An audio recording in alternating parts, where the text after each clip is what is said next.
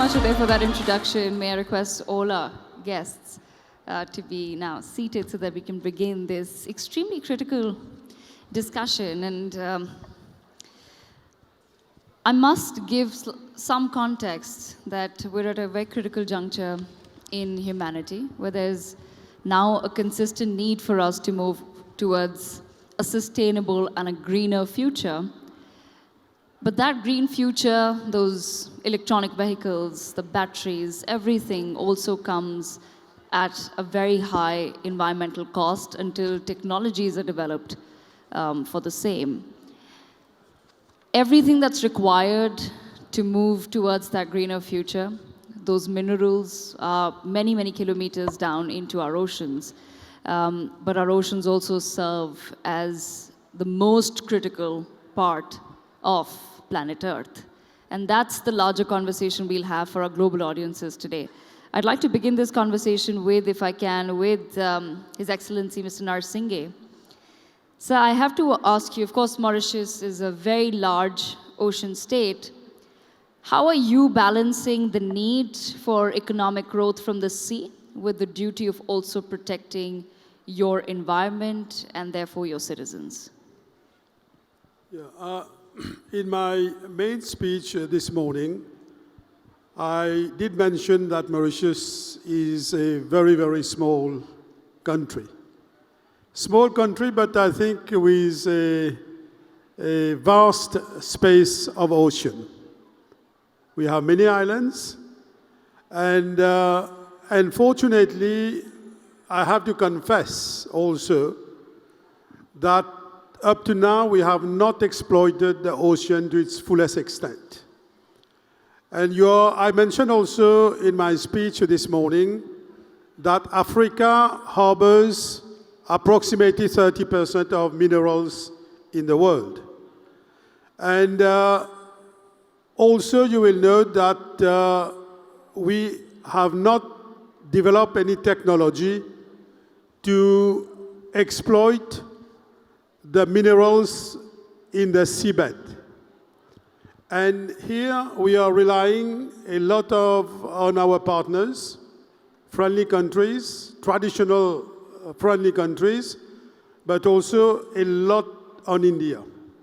And as you know, India is doing a lot of surveillance in the Indian Ocean, helping us because we have to confess, we don't have the capacity to do the surveillance. So there is a lot of monitoring being done by India. And also in terms of research and development, you will see that here also India is doing a lot to see what we have got in the seabed. And potentially we share also a continental shelf with another neighbor, Seychelles. A lot of things are under the continental shelf. So this is where all the countries, having the sort of common-minded countries, will have to come together in order to exploit these natural resources under the seabed. But Mauritius, you see, we also putting a lot of emphasis. It is important to do mining in Africa, but what has been happening in Africa, there has been a lot of exploitation. And now the sort of partnership that we want to do with Africa is to not only to do extraction of minerals, even in our vast ocean space. We don't just want to exploit it, but to add value to it. So as African, Mauritius as an African country, we in the SADC, in the COMESA, in the African Union, we don't just want extraction and exploitation. We want countries to come and develop the minerals. If ever we have minerals in the Indian Ocean, we want countries to come to do a sort of equitable exploitation. This is very important. And we want things to be very sustainable. This is where we want countries to come with green vessels, not only to exploit, not only to pollute, but to do it in a very sustainable manner. This is very, very important for us.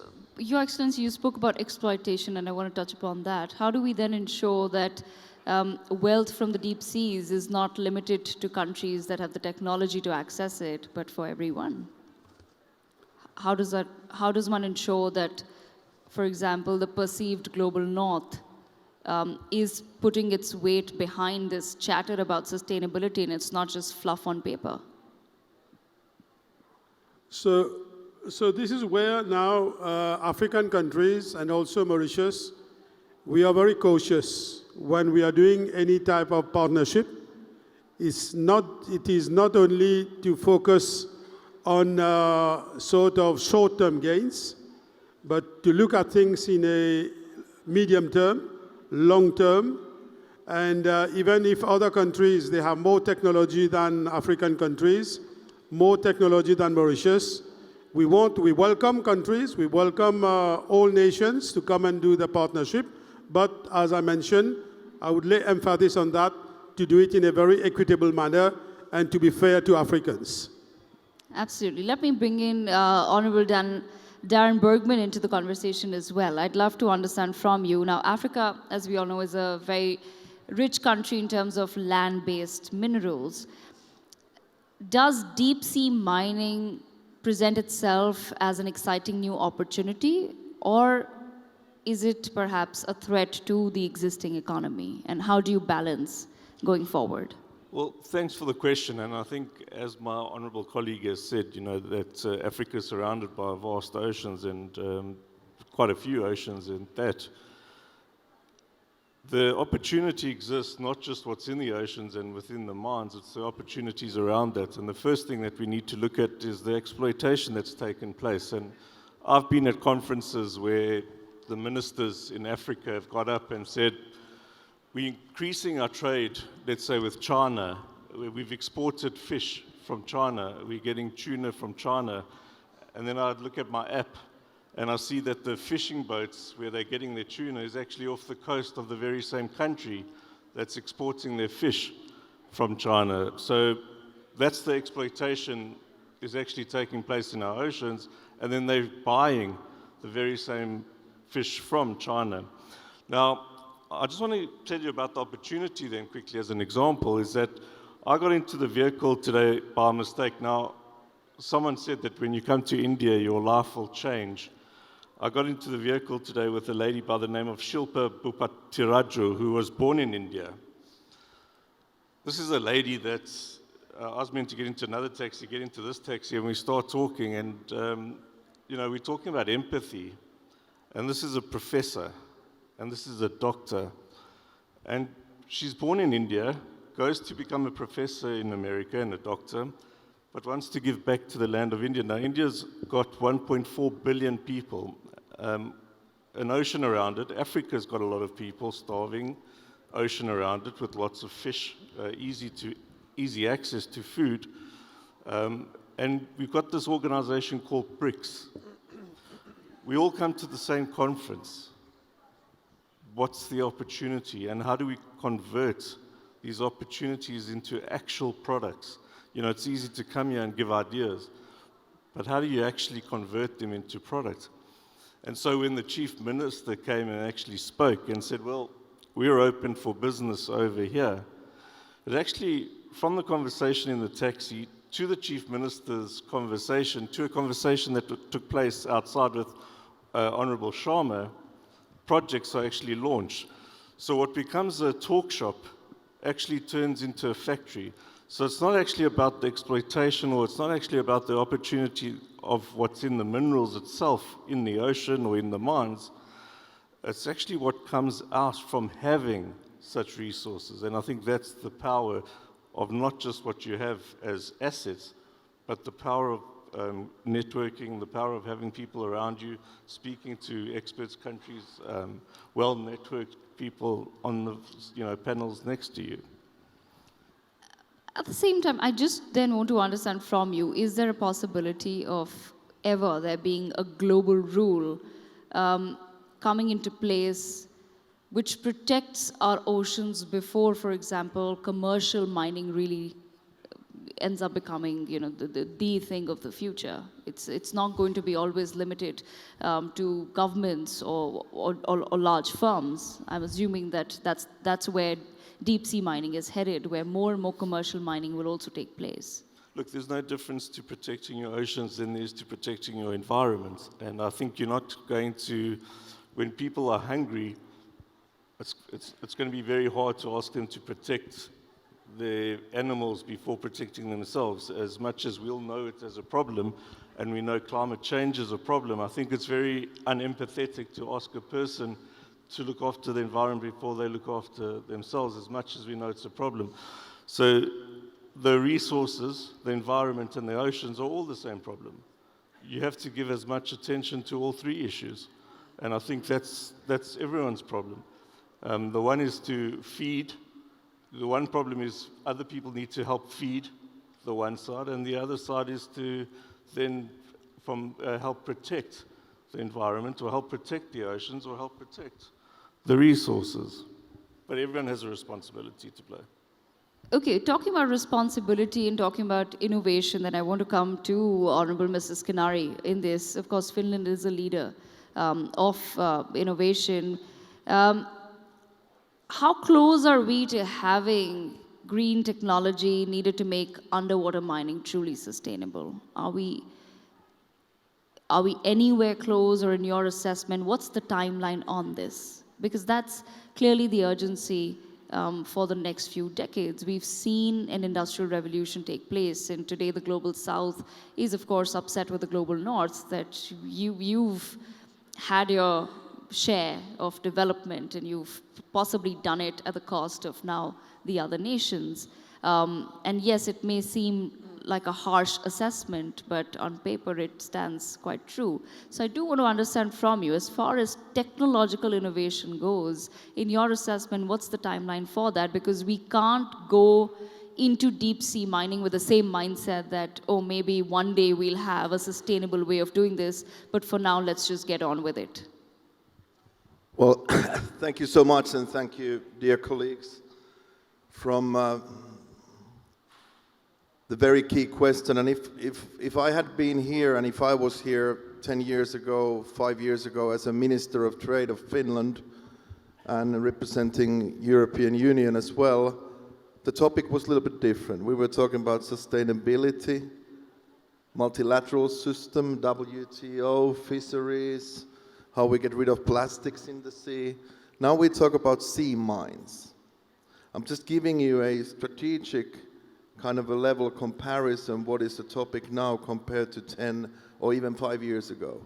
And as I said in my keynote speech 2 days ago about the new world order and trade, it very much comes to this question of technology-driven thinking. Finland, we are just updating our Arctic strategy. And now I come back to Africa or India and South America, whatever. But if we look at the Arctic, everybody's talking about Greenland, right? Arctic is not about Greenland. It's about the people. It's about the climate. And our biggest problem is still the climate change. And if I talk to my dear colleague from Denmark, my colleagues from Norway, Sweden, all over the world, I think we all agree with indigenous people, everybody. So, and now I come to my main point. Are we aiming to have some multilateralism when it comes to sea mines? Let's look at the nuclear weapons. Let's look at any system-based solution, what we have driven in this world for the last centuries. And I think sea mines now is a great example. And now I come to the technology in Finland and Arctic. If and when we want to build up security, sustainability, and environment, everything in the Arctic, we need connectivity. We need sensors. We need new technologies. That's the only solution for all of us. And at the same time, yes, we can talk about critical minerals, or we can talk about landmines, or Ottawa Agreement. Everybody remembers, great achievement for the world. Could we have similar approach with the sea mines? as far as multilateral systems with small and middle-sized countries like Finland. And we, of course, turn to the superpowers, including India, that how we approach the Gulf region. What is our message to Africans? How we feed them? And therefore, I hope, and I believe that, for instance, in the European Union, we have to go through this discussion, but I'm so disappointed to European Union nowadays, how weak we are at the international fora. And this is something that I'd love to see to be proactive, and I really hope that together with my dear colleagues from India, Africa, the rest of the world, we can look at this narrative. Because at the end of the day, for Finland, pacta sunt servanda, we have to keep the agreements. We keep the agreements. We never break the agreements. And this is what Finland and the Nordics are for. And we want to pave the way here also when it comes to sea mines. Mr. Bergman, I just want to understand then from you. You spoke about a rules-based system and multilateralism and, of course, cooperation. But we are increasingly in a geopolitical scenario where the rules-based system seems to be collapsing, and there's conflict, there's wars. What does that truly mean then for the future of sustainable development and sustainability? Is it going to be, like I said, each nation for itself, or is there still some hope of countries coming together, like-minded countries coming together to work towards one cause? Well, when it comes to global seas, I think International Maritime Organization based in London, it still exists. We can still work via IMO. And I really appreciate countries like India, China, being there and having the dialogue. So we still have some hope and we shouldn't give up. But you're absolutely right. We don't have the old world anymore. And even countries like Finland, now we are talking that the world has changed, but we are not acting like that. And I think this topic is actually excellent, the sea mines, because we combine the technology, we combine the challenge of multilateral world, critical minerals, and at the end of the day, the security. But I once again emphasize that we have the technologies that we can do things differently. We could have even replaced land mines in Finland with technologies. We don't need old century weapons anymore because we have the technologies. So let's go for the future, not to the last century. Right, absolutely. On that note, let me bring in Honorable Mr. Chauhan into the conversation as well. Now, Chile has been a leading voice calling for almost a 15-year, and you can correct me if I'm wrong, but a 15-year precautionary pause on deep-sea mining. But do you truly believe that we can do that to protect our oceans while there is a growing demand globally? I agree with you. When we talk about the future of mining and oceans, we are not only discussion about natural resource. We are discussion for the governance of the planet's future. And when we created, I founded the